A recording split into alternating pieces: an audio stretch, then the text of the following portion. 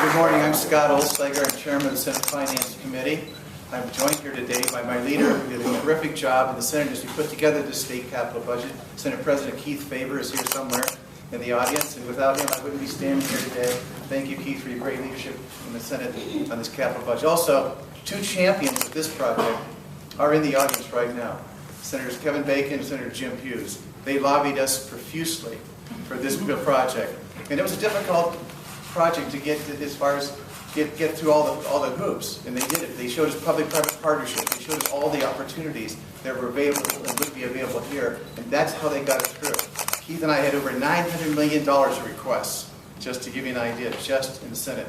But Kevin and Jim did a great job in coming through for this project. The theme of this building is Pathways to Prosperity. Good Lord works in strange ways, because I just happened to grab a quote that President Reagan said on December 16, 1988. He says, "Always remember that you are Americans. It is your birthright to dream great dreams. In this sweet and blessed land, truly the greatest, freest, strongest nation on earth." The Pathways to Prosperity kind of speaks to that. You know, overall in the state budget, we try to take a look and see how does it touch individual lives? How does it wrap up in the dreams? High schools and universities get a big chunk in this particular capital budget, where the individual Highland can go to those schools to try to reach his or her dream, whatever it might be. Critical as part of that state budget.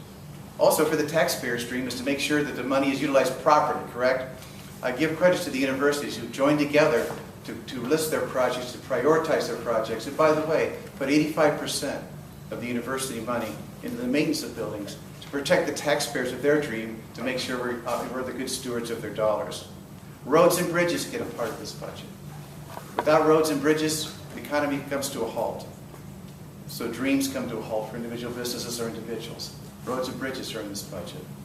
The Clean Ohio Fund, for those who like the environment, want to expose their families to the great outdoors, and dream as they're walking and talking through the parks or whatever it may be. $100 million for Clean Ohio funds, trails and other things.